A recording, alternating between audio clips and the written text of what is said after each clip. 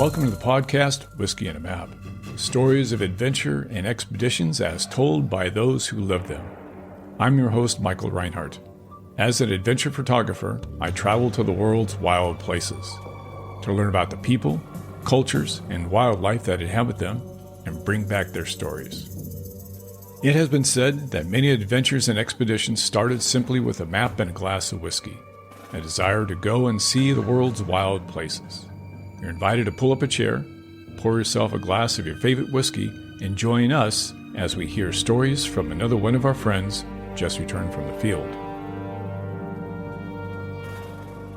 How far would you go to accomplish your dream?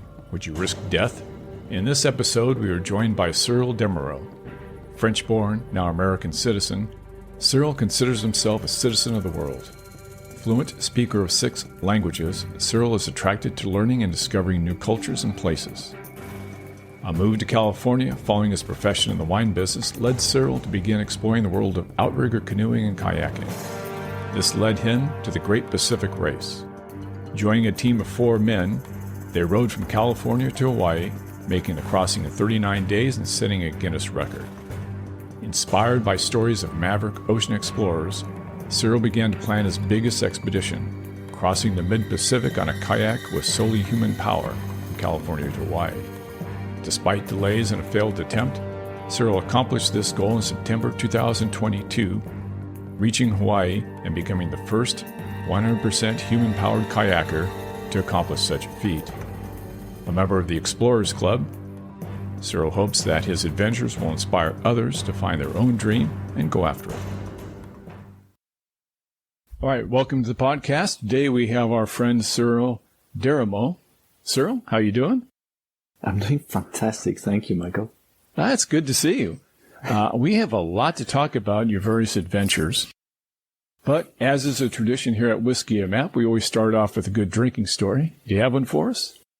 Of course. Okay, so the story is, I was 25-year-old, quite young, and I had decided to do a trip around the world for 1 year with a friend of mine. And we knew that when you go to new countries, the food is different, right? So there's different bacteria. Maybe they don't clean the veggies the same way, or the water is not that clean. So we found out something is we're going to have a little shot of cognac after every meal. Not breakfast, obviously, but lunch and dinner. So we left from France, and the first country was Argentina. So we did that, and we obviously enjoyed the digestion capacities of that little cognac. But then we left Argentina, we went in Brazil, and, well, we had to buy a local alcohol, right? So we got some cachaça, and we started to do that. And, you know, it's really a tiny little bead, because it's just a screw cap on the top of the bottle. And we thought, this is perfect. Like, we're not getting any bacteria. Our guts are doing great. So we kept on going. When we arrived in Chile and Peru, it was, pisco, I guess. We just take the local alcohol, right? And then we did South America, and then the whole South Central America. We were out in Southeast Asia, and it worked so we found like some golden nugget that we have to share with all the travelers around the world. And that was true until the last country we hit, which was India. And there, you could take as much as you want. We had diarrhea all the way. India did you in. Yes. But I guess, we kept on with the tradition after that. Well, it's good medicinal purpose. Okay, my question is, so of all of the different types of alcohol that you have throughout the countries, excluding, because you're French, the cognac, excluding your home brew, of all the other countries, which one was your favorite? Well, I guess overall, not just this trip, but I really enjoy Scotch whiskey, a single malt, and that's my go-to aperitif that I like to go to. But usually I'm a brown type. I'm not a very fan of vodka or other white liquids. I'm really just the brown ones that have been aged in barrels. I like bourbon. I like Irish whiskey, Scotch whiskey, Armagnac, cognac, all these brown ones. Well, that's perfect for this podcast. Now, sir, we're going to be talking a lot about your epic solo kayak adventure from California to Hawaii. Before we get there, though, I'd like to know what led you to this life of adventure. And you referred to it already, this epic backpacking trip that you took. Mm-hmm. That seemed to be the start of your big journey as an adventurer. Tell us about that. Well, I mean, that's a big question, right? Why do we do the things we do? Philosophical question that I'm still not sure.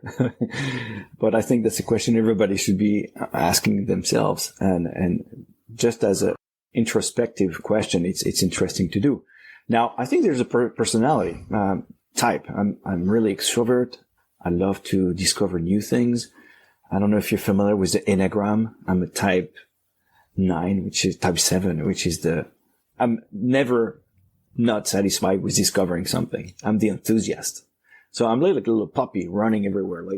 So in fact, people call me a little Peter Pan because I'm very young at heart and I'm 47 now, but I guess I want to discover new things all the time.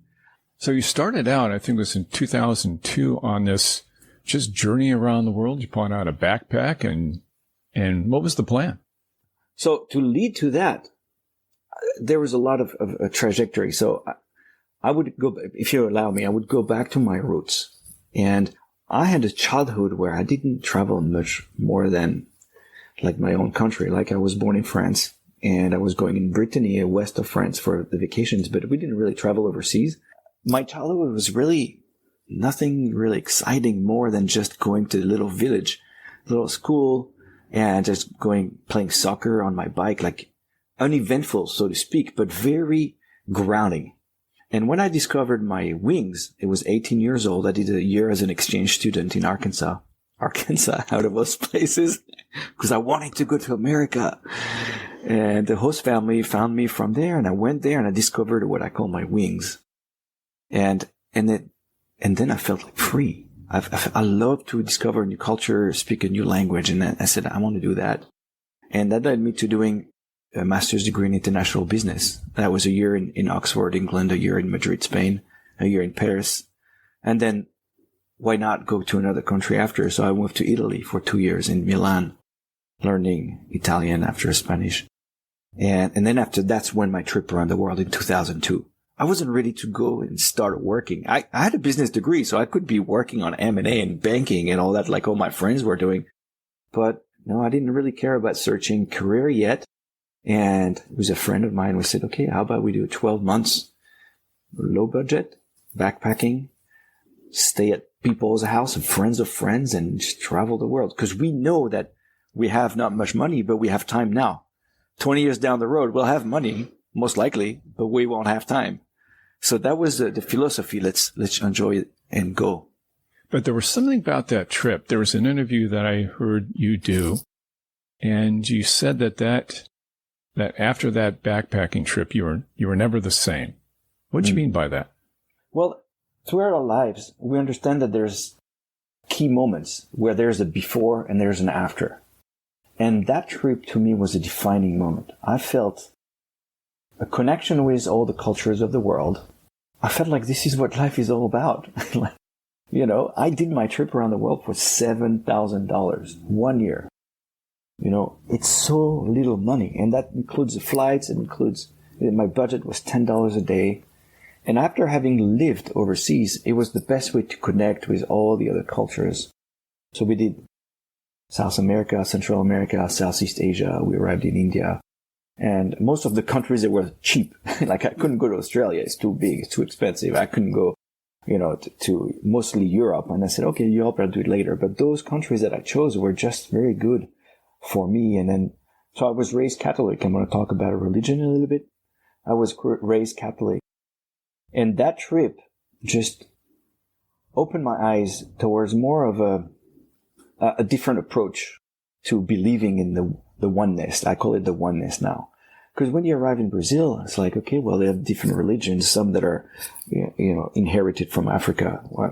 And then you arrive in Central America, and they also have a different kind of religion and seeing the world, where they'll kill a chicken or they'll, pray for a good harvest. And then you arrive in Indonesia. It's the biggest Muslim country, and they pray and they have a way of praying that is so different. And then you arrive in India, where it's like, oh my God, like you believe in Guinness, like this elephant head, like, And then you realize, but wait, if I had been born in India, I would probably believe what they believe. If I had been born in Africa or in Indonesia, I would believe what the culture tells you to believe. Really, there's this one thing that is common to all countries and all cultures. There is something bigger than that, something interconnected. What is this? And that taught me a lot about, what is it for me? I have to find my own way. And in many times I thought, if you're taught something and you believe it without feeling it yourself in the first hand, you haven't really discovered it. So I think for me, the closest was really the Native American view of connectedness, where you would feel energy if you walk in the woods. You would feel energy if you're by the water, or the energy of the sun is warming you up in the mountains and, prairie, and taking care of our environment. And that was really drawn to that. But in the end, religion it's a difficult subject. But in the end, I think we all see the same thing. If you ask somebody to paint a tree, the Indian and the African and the South American and the American and the European, they're all going to paint a tree. But you're all going to do the same, like a different way of painting it.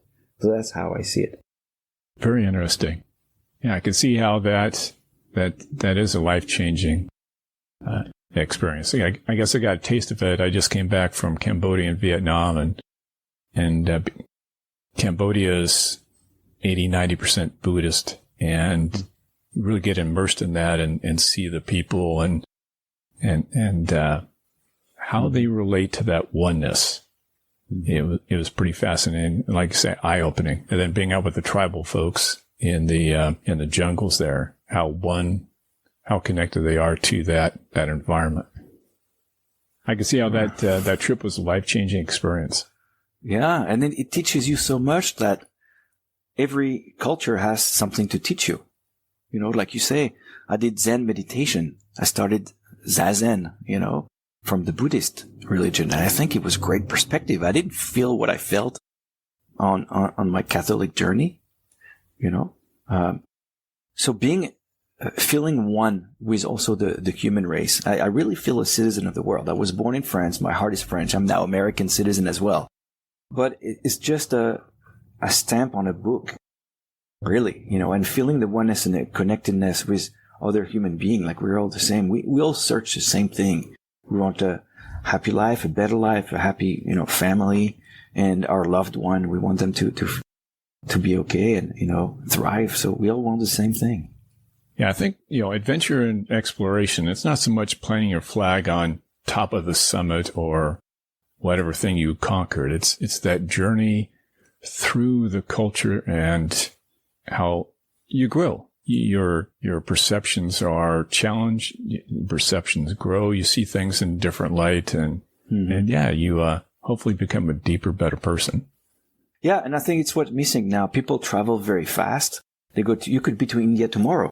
You could be in Togo tomorrow, but you go, you do your thing, you come back, and the opportunity of traveling is so crucial to one's growth in personality. And I see, at 18 years old, when I left my country to discover another one, it's just the filters are different, the culture, but the way people think, and it's just enriching. People need to travel and learn languages, Yeah, broaden horizons. Let's talk about kayaking, because in due time you moved to the States and you took up kayaking. Why kayaking? Well, okay, soccer was my sport forever. Because after the trip around the world, I moved to Brazil for 6 months, and I moved to Argentina for 2 years. And look at Brazil, Argentina, and the countries before, England, France, Spain, Italy. It's all soccer, right? So soccer was perfect to make friends. I'd go. And then I went and moved to California. I was 32 years old. I never kayaked. I had windsurf when I was in Brittany as a child, but never kayaked. And a friend of mine from Fiji says, that we have this outrigger canoe. It's right under the Golden Gate. You should come. And it's Polynesian canoe. There were 6 on the boat. And it's really cool. You should try. And I had just come to the country. I said, why not? So I went into the boat And after half an hour, I was like, oh my God, when do we stop? And I really loved the team aspect of kayak. So it was canoeing at the time. It was not kayaking yet. And I did this for 4 years. And I did this race. There's a local race, going from Newport Beach to Catalina. So it's 32 miles. Wow, that's amazing. We have to do water change. We jump in the water. Some people go. And then it's 5 hours of paddling. I'd never done that before. Loved it. And then somebody says, oh, there's this other race called the Molokai Hoe. That's a world championship for outrigger canoe. We go from the island of Molokai to Oahu. And it's 43 miles. It's going to be 6+ hours. Okay, let's do that. We trained for 2 hours. I did 4 times. I loved it. And then another one says, there's this race in the Sacramento River. That's same. It's canoeing, but it's a river canoe. So it's a little bit different technique. But this one's 100 miles. It's going to be maybe 12 hours. Okay, let's train for that. Let's do that. Oh, I loved it. And this other guy says, that's what it is. You're the average of the 5 people that you spend the most time with, right? And around me, I guess I surrounded me with people that always got good ideas about kayaking and longer distance. So there's this race up in Canada called the Yukon River Quest. Yukon River Quest, like just the name is amazing. And then they call it the Race to the Midnight Sun. And you look into that, it's 450 miles where there's almost no night because it's in July, so high in the globe that you arrive. Look, the sun will go down at 11 p.m. It'll be dark for an hour and it'll be day again at 2 o'clock in the morning. It's cold. It's like freezing temps at night. And you're in the wilderness. There's bears and stuff. Okay, let's do this. So we got a crew together. We trained like crazy. And then it took us 45 hours to finish that race.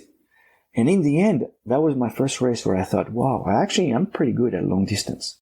I'm good at managing my mental side.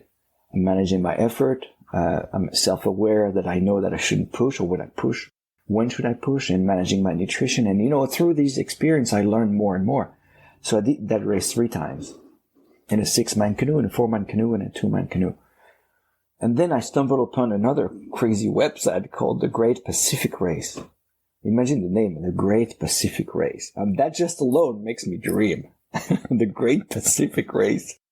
And that website was from this British guy called Chris Martin that says, you don't have to be a rower to cross an ocean. Well, that's good because I'm not a rower. I've never rowed before. But I look into that and it's getting on a rowboat with a team of 3 other guys of a team of 4 people. And we leave from Monterey, California to get to Hawaii.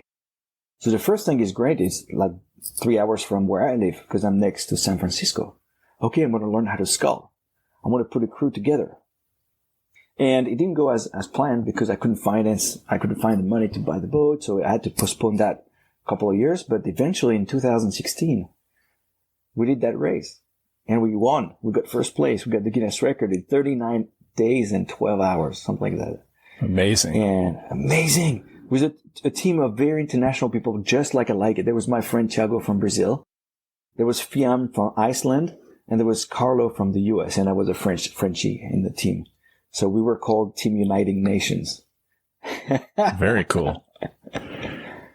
And then after that led you to kayaking. Now, paddling, rowing, 2 very different things. And then kayaking is now 2-handed paddling. Again, much different. What led you to there? So the 6-man canoe that I was talking to you about is called the outrigger canoe. There's also a 1-man version. It's called the 1-man. It was the OC1, outrigger canoe 1. And that's usually where you go to get better, because if you're 6 in the boat, you don't really know if your stroke is really efficient. So they teach you, hey, go on this 1-man. And another performance boat is called a surf ski. A surf ski is like a kayak, same shape as the outrigger canoe 1 person, but without the outrigger, the float. And I had a lot of friends that were doing this, so I tried it. They're very TP, but you can start with one that is not as TP, and then you go, as you get better, as your core gets more stability, you can go in and tippier and faster. So I started surf ski quite a bit, and I just loved it altogether. I was paddling surf ski when I came back after the rowing.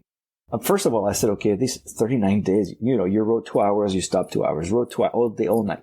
I'm like, I can't do that. That's it. I'm never going to do this again. That's it. It's too hard. So I started kayaking and doing races and, with friends and 2-man, 3-man surf ski. And then I thought, okay, I started to read this other book from Ed Gillette. And Ed Gillette is an American from California who crossed the same distance from Monterey to Hawaii in a kayak. And I read the book. It's called The Pacific Alone. And that book was an inspiration, like crazy inspiration to, wow, I did that crossing. So I know what it is to be out there.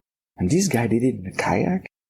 So I read the book and I felt like everything that he had on the book. And I said, I think I could do it in a kayak too. So how dreams are. You start to look and you search online. Who else has done a kayak crossing? Oh, there's this guy, Peter Bray. He crossed the North Atlantic from Canada to Ireland. I read his book. And this guy, Scott Donaldson, he crossed the Tasman Sea from Australia to New Zealand. I read his book. Alexander Doba, the Polish guy who crossed 3 times the Atlantic. I read all the blog posts. And I started to let the passion, sew the thread of maybe I could do it. And I called the guys. There were only 4 guys that I kayaked across the. I met Ed Gillette. I had a call with Peter Bray. I had a call with Scott Donaldson. And little did you know, I was like, okay, I'm going to build my own boat and I want to do Monterey to Hawaii as well.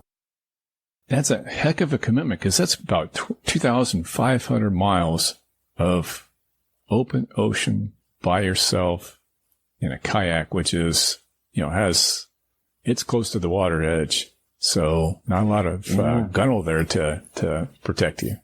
Yeah. I think the interesting thing is when I moved to California, I was 32. I started on the project of Willing to Cross Alone. I was 42. So if you think about it, it's only 10 years from the moment I first put my butt in a kayak or a canoe in that until the moment I decided to do that. 10 years is so little, isn't it? Like, it means you start playing guitar now. You're going to do a concert in the biggest arena in the US. This is crazy. Well, there was a fine definition between crazy and genius. So we'll see how that pans out.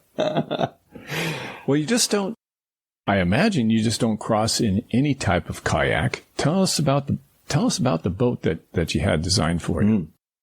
So the first thing that I did, I told you, I called the people that had done it before. And I really love adventure. I love life to the fullest. So if I do an adventure, safety is always going to be the most important for me.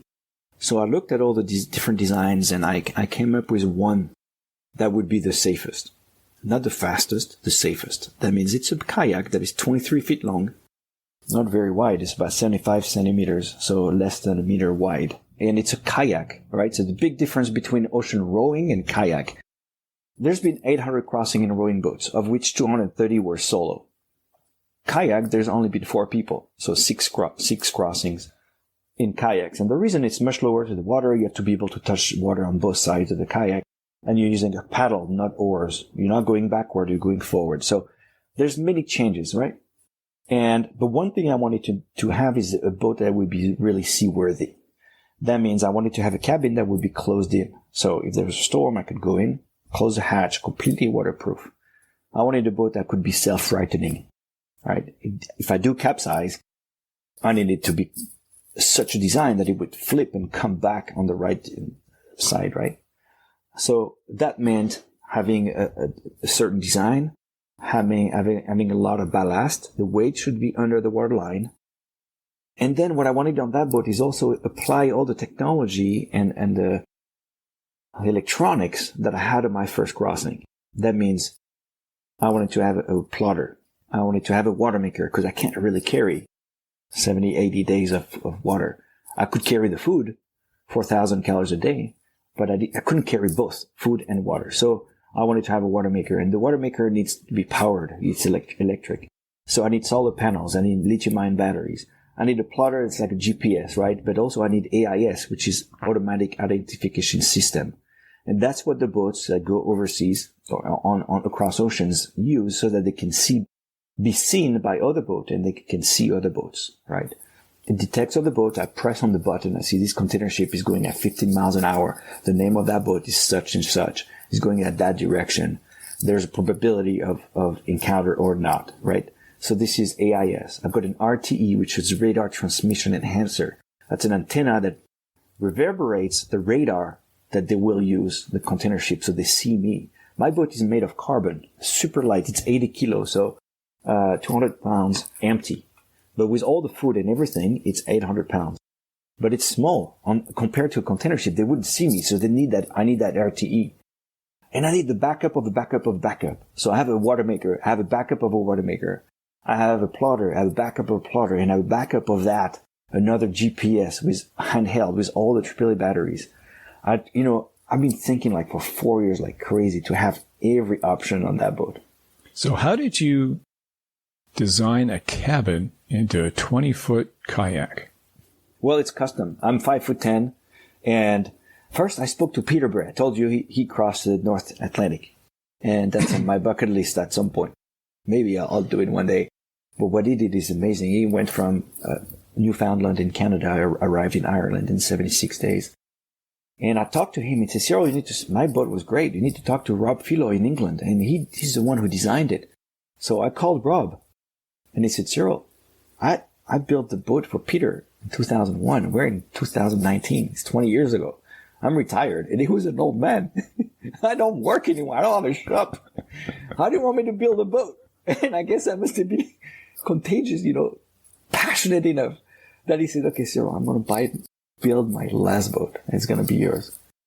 So he built it, taking into all the experience that he had in the past, with the ballast, maybe a dagger board. I wanted also a pedaling system because I wanted to be able to use the feet to have a better upper and lower body health. When Edgelett arrived in Hawaii after 64 days, he had a kite, so he was fast, but his legs were atrophied. And I said, I want to have a better health, use the upper body, lower body. So I added this little pedaling system. And Rob Philoy put that. And then the cabin. Yeah, the cabin. It doesn't want to be too big. Otherwise the wind is going to blow you off course, right? But the bigger the cabin, the more air there is trapped inside when you close the hatch. The most probability when it does capsize is going to put it back in the right direction. Now, do you put the cabin in the aft? Do you put it in the bow? What's the best? What's the pros and cons? I'm going to go with a downwind situation with the trade winds. So it would make sense to have it in the bow because it would push me more. But then I wouldn't be protected by the elements. So, okay, let's do this. And again, it was problem solving one thing after the other. Michael, there's no blueprint. And I'm not a maverick. I'm not trying to invent the wheel, but there's 4 guys that have been before me crossing an ocean. So then it's just your best guess. How about we build it? We try. And if it works, great. If it doesn't, we'll have to change. Learn and mistake and learn again. But he built you a good boat. Oh, I love her. I called her Valentine for my sister. And she's very slow. We'll see. But I feel safe. She's a cocoon. She's my second half on the water. She's my life. Now, how did you physically prepare for this trip? Oh, that's a big question because, okay, so I was going to be paddling 10 to 12 hours a day. Sunrise, 6 a.m., sunset, 6, 7 p.m. There's 12 hours of daylight. And I was not going to paddle at night just for safety. You don't see the waves coming. It could be swamped. It could be, getting cold, more colder than during the day. So still, how do you prepare for 12 hours? Like if you were just to walk for 12 hours a day for 90 days every day, your joints would hurt. Your knees would hurt, Okay, so how do you train your body to be a well-oiled machine? And so first, like I did to it, I knocked at every door that I could to people who could try to help. So I went to this company. They do mostly cycling, but they do VO2 max, so they check your preparedness and see if you're good. So they put me on a bike and with this big, machine on your face. You breathe like Darth Vader. and then they go, okay, well, we're going to put you at 100 watts and you're going to hold that for 5 minutes. And then we're going to go 120 watts and you hold that for 5 minutes. And little by little, for above 20, 30 minutes, he puts harder and harder. So your body is creating lactic acid. So what he would do at the same time, he would prick, sometimes I don't have the right word, but he pinched my earlobe and then it would get a drop of blood, and it would take every minute a drop of blood from my earlobe. And that would be analyzed, and it looked at the lactic acid built up.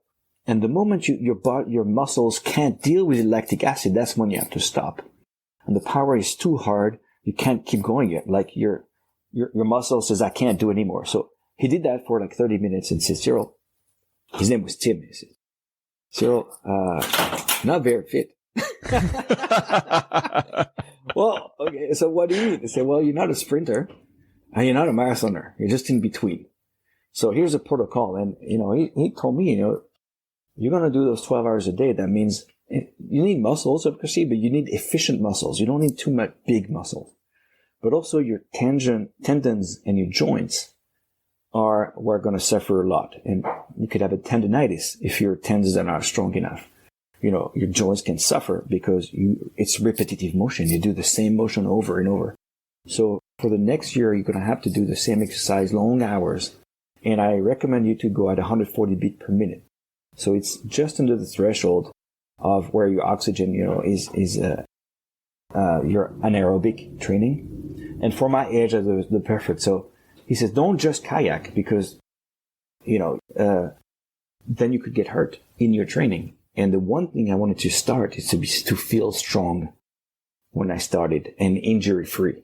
So then it would say, okay, maybe you have to do 2 hours that Monday, 2 hours a Tuesday, 2 hours a Wednesday, but hey, do an hour yoga, an hour of cycling on Monday, an hour of kayak, an hour of biking the Tuesday, and then go lift weight. And then you do 1 hour yoga after that. Even if you spend half an hour in cold water, consider it training. Half an hour meditation trying to calm your mind, consider it training. Right? So again, there's no blueprint. And I just found something that worked really well for me. Yeah, body maintenance would seem to be paramount in that sort of a trip. Now, the mental preparations, because of the demand of a solo trip, how did you prepare for that? The mental challenge of this. Right. So I think the hardest is not knowing what to train and how to train for it. Right? Because you say, what do? Do I do like ninja training? Do I do like special forces training? How do they train? So you can look at what other people do. But mine is so specific. And being alone is hard. How do you train for being alone? How do you train for sleep deprivation? How do you train for hallucination? How do you train from loneliness? Being an extrovert. So the thing was, okay, what are going to be the difficult sides? Maybe being lonely. How am I not lonely? I don't know. I'm very emotional. That's my strength. I'm so happy. I could be excited for anything. I could think about something and some people, it's going to make me cry. I love it. This is my fire, but it could be my drawback. How do I balance the fact that emotions could be a drawback? Right? And all the adventures I had done before was always with people. And it's so easy to be with people. And let me tell you a little story. When I was like 10 or 12, with my grandma, we'd go around the woods. We had a family vacation in Brittany, and there was a big wood, right? And we go with grandma, we have lamp torches and midnight, and we hear the owls, we hear the crickets, or whatever bugs are there. And it's fun. You're holding grandma's hand. It's all good. And then the next day she says, Cyril, why don't you do it alone? What? And then you go alone. Every sound is so scary. What? Is that a wolf? And you start running. All right. That's a kid's perspective. But as adults, it's the same. Like, there's nobody's going to say, hey, you sleep deprived. You're starting to hallucinate. You got to be self-aware. So how do you train for being self-aware? And to your question, I didn't really know. So what I do is beginner's mind. I try everything. So I call this guy who's a mental coach for the firemen and say, hey, how would you train? How do you train a team? I train a guy, or talk a guy, Carter, who's done long expedition courses. And I said, well, how do you train? How would you do it if you had to do it in my position? And I tried just about everything. Cold water soaking with Wim Hof. I did Zazen meditation. Like I told you, I did hypnosis. I was 1 week in India. We did 1 week of yoga with my fiance. And then I met this guru. His name is Agyat. And Agyat says, Cyril, you should try hypnosis. Hypnosis, why? Well, hypnosis is trying to tap on your unconscious and all the core beliefs that you have. And I think we should do it. I said, how do you do this? Well, okay, write 20 sentences. And tomorrow we're going to do the session. It's a 1 hour. And those sentences, you have to really think about them. It's what you want to feel at your core once you do this trip. So I came up, I was in my bed, super hot, mosquitoes everywhere. I'm trying to say, okay, how do I want to feel? I don't know. And my first was, you're doing it. Because there should be no doubt in my mind that I'm able to do it and that I am doing it. Second one is, you're not alone. Even though I was going to be alone on the boat, I didn't want to feel alone. Third one is, you trust your instinct, right? And so on and so on. And the last one is, you get to Hawaii. So he put me the next day, puts me on this bed. Have you ever done hypnosis? Not formal hypnosis like that, no. Yeah. So it's amazing. So he puts you in almost like such a deep relaxation state. You're almost sleeping. I was always kind of there. And he reads you these 20 sentences over and over, very slow, hypnotic voice. And then he records it and says, Cyril, you got to listen to this every week before going to bed, or every time you can. In the morning, you wake up, you can't sleep, you listen to this over and over, just trying to impregnate those core beliefs into your unconscious. Things like that. The fireman, here's another thing that was crucial mentally. He said, well, can you pilot your stress level? I said, what do you mean? Well, okay, as a fireman, we got an emergency. There could be a fire. We don't know if it's going to last 2 hours or 3 days or 3 weeks. So you can't be at a stress level 10 out of 10 all the time. So you're fighting the fire. Yes, you have your hose in your hand. You're like, you got to cover your face with the smoke. You can't die. You have your teamwork. You got to be at 10 out of 10, right? But if you go back to the truck, you can't be at 10 out of 10. Other people are fighting the fire, right? You got to coordinate. You got to be at 7 out of 10. You got to be able to think. You're not reacting. You're thinking, right? And if you go back to the station, you need to rest. People are fighting the fire. You need to be able to do a 2 out of 10. And say, okay, what does that mean for you on the boat? That means that if you're actually on the boat kayaking and there's a storm, you better be on. You got to be 10 out of 10. And it could last many hours. But then you need to have a process where if you go back to your cabin, you should be able to be a 6 out of 10. It doesn't matter if the storm's still going outside. And the day that it's calm, you should be able to be down to a 2 out of 10 because your capacity to get your energy back is going to be those moments where you relax. And maybe the storm is going to last a day, maybe 5 days, maybe 2 weeks. You got to be able to do that. So to your question, the mental is so hard. How do you train your mental? I think the first thing is self-awareness. You cannot modify anything if you're not aware of where you are. Self-awareness. Day comes to set off, and you're going out of San Francisco Bay. Mm-hmm. You're at the dock. Friends are around, press is around.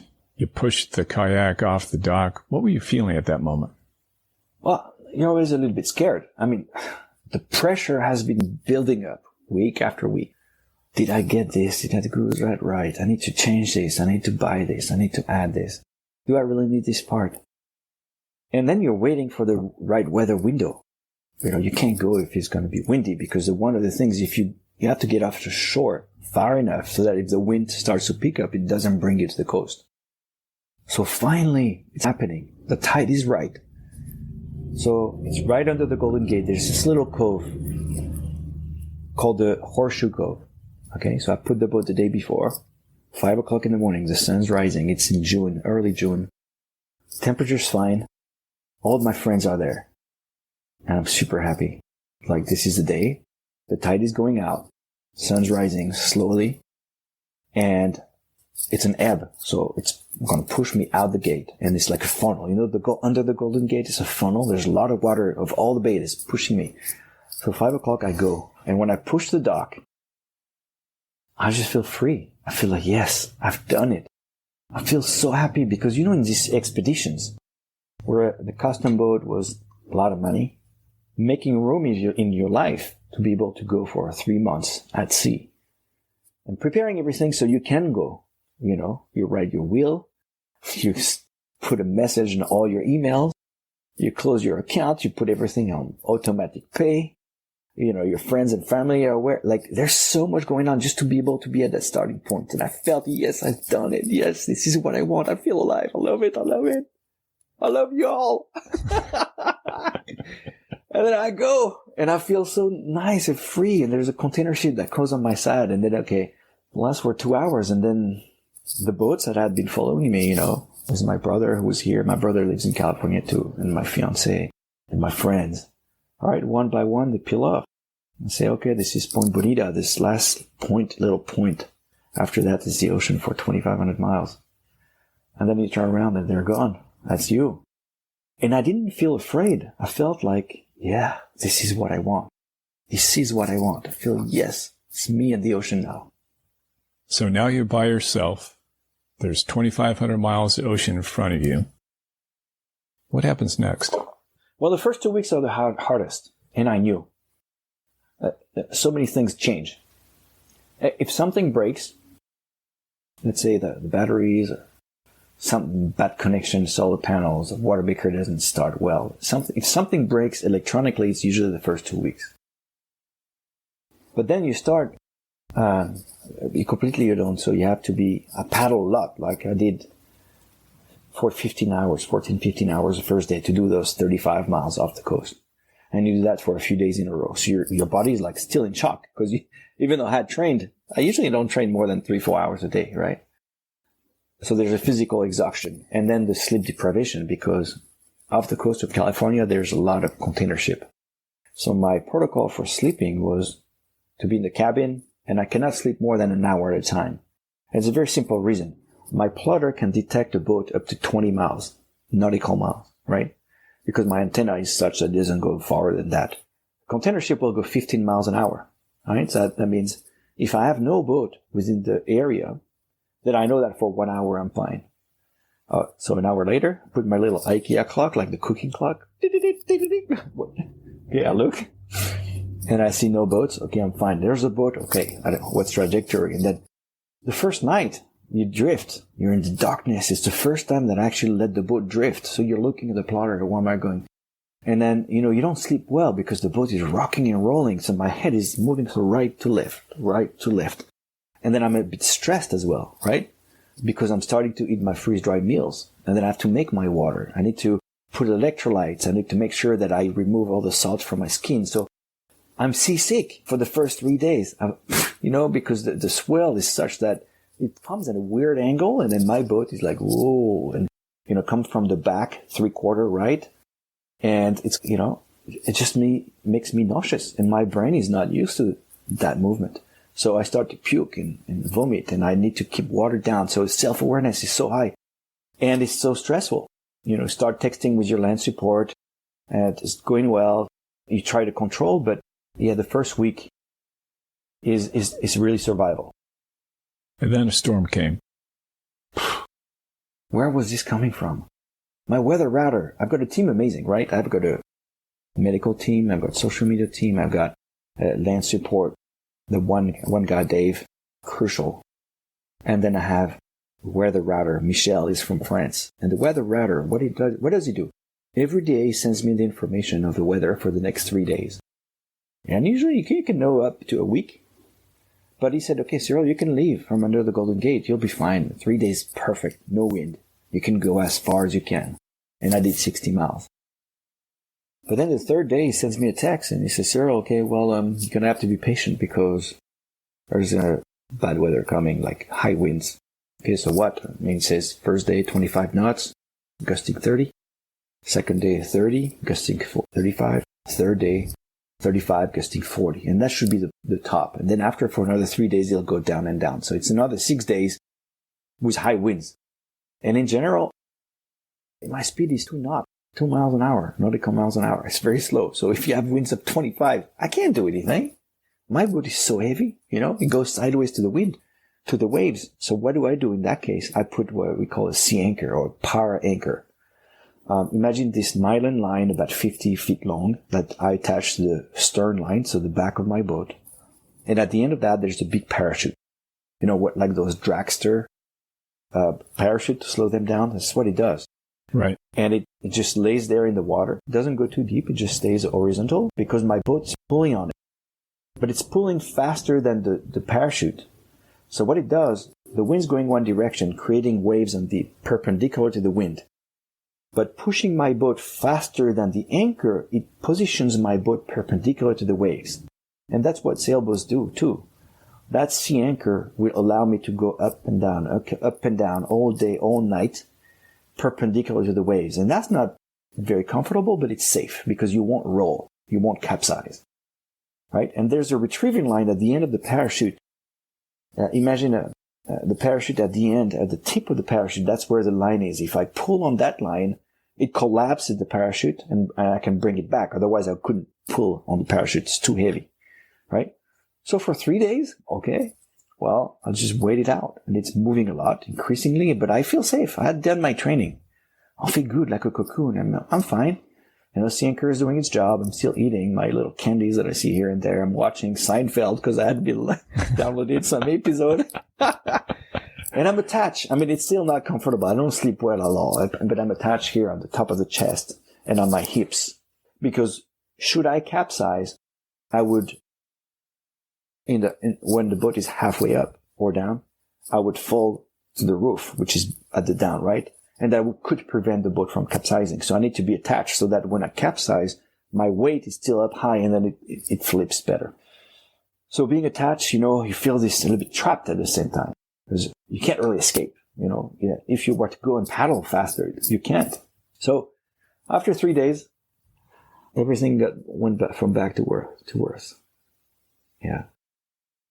So what happened? It's okay. I was doing good. 7 o'clock. Imagine, okay, so I'm in my cabin. I can see outside, right? And there's my cockpit where my seat is, my feet are. It's not very big, but any wave can capsize it, can swamp it. And what I do from inside is just press a button. There's a bilge pump, electric, that just empties it in 2 minutes, 30 seconds. I calculated it. Empties it. Okay. I've got buoyancy. I'm fine.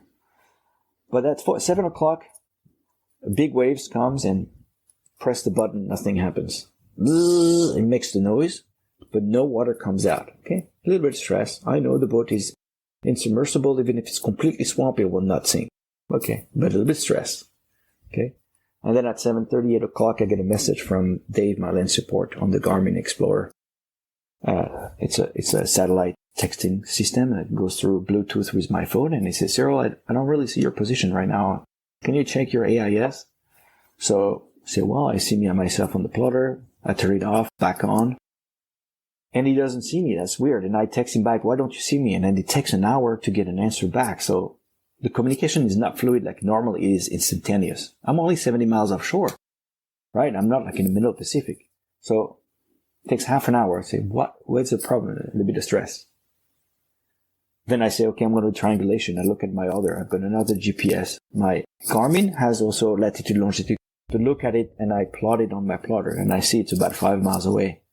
And I have a third one. I look at the GPS and the latitude, longitude. It's another point on the map. It's another 5 miles away. So within that triangle, I know I'm there more or less, but this is weird. Like, why are my instrument not perfect? A little bit of stress, right? And finally we say, okay, everything should be okay. And at 10 p.m. it was starting to get really, really dark. And the wind is blowing, like you have to imagine. It's a carbon boat, so any noise, it's like I know what a bird feels when it's in an egg. Everything reverberates like a wave. There would be waves that would be consistent, like you imagine by the beach, but being on a vessel, right? But some were completely out of the blue, like a rogue wave, and you could hear them before they hit the boat. And we're like, boom! And that is so scary. Suddenly, my boat starts to get hit, and my boat, I can feel, is not perpendicular to the waves. It's parallel to the waves. What's going on? So I text Dave, no answer back. So I decide to go, and I go out the cabin. And you imagine it's pitch black. Like there's clouds, you don't see anything, right?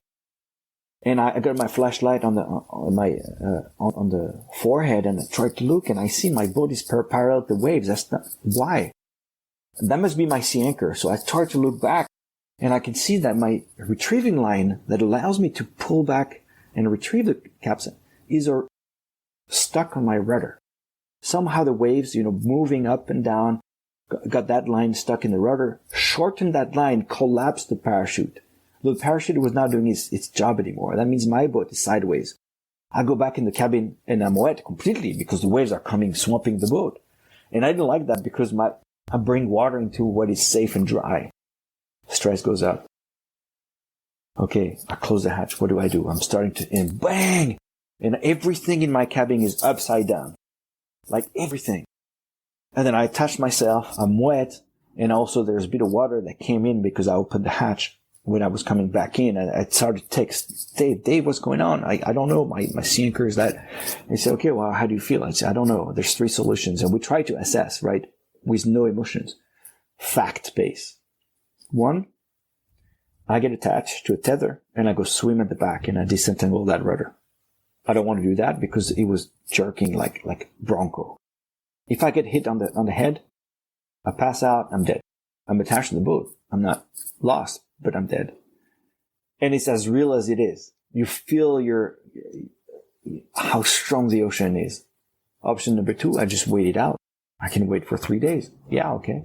But then everything's upside down. I can't sleep. My stress level is so high, but actually I feel in control. But my body is in stress. I start to vomit. I start to even have to poop. I say, what am I doing? My body's trying to evacuate all this. So wait it out another 3 days like this. There's no way. I can't eat. I can't pee. I can't poop. I can't make water. I can't sleep. I'm exhausted. Like I'm drifting. What? And I'm stressed. Oh no, I can't do this. Option 3 is call the Coast Guards and say, look, it's not doing good. My boat's not responding. I'm not feeling safe here. It's really not safe. I'm fearing for my life. And then Dave says, Cyril, I gave him the right to call it off. If he felt like I was not in control, he could call up the Coast Guards and come pick me up. And I'm not very far. I'm 70 miles offshore. And then it takes me an hour to decide, okay, I always said safety first. And it's not the best way to start, a 70-day crossing. So I decided safety first. I'm going to call the Coast Guards. And I called them. I had the protocol nailed. They say, okay, we're going to come and get you. They send the chopper. An hour later, it was here. I was out. I did everything like per the book because I had done the survival at sea. I had done the first aid. I had everything. So I communicate with them on the VHF. And they come closer. They say, okay, send a flare. I had a parachute flare to show where I was and had a handheld flare so they see where I am. And they hove over my boat for maybe 15 minutes. Seems super long. I'm out. But I got all of my survival gear, survival suit, my PFD that's inflated with a strobe light so they see me if I do fall in the water. I got the VHF so I can talk to them. And then the guy jumps, the diver jumps from the helicopter. Well, I think I couldn't really see. It was so dark. Comes down on the wire and then he lets the wire go and comes see me and says, Cyril, okay, let you bring you back. You gotta let go of the boat and come with me. And then he attached me to the wire like freaking James Bond. And then, but the sad James Bond, I wish I could have done that, but then that meant my adventure was done. An hour later, I'm in SFO, San Francisco Airport.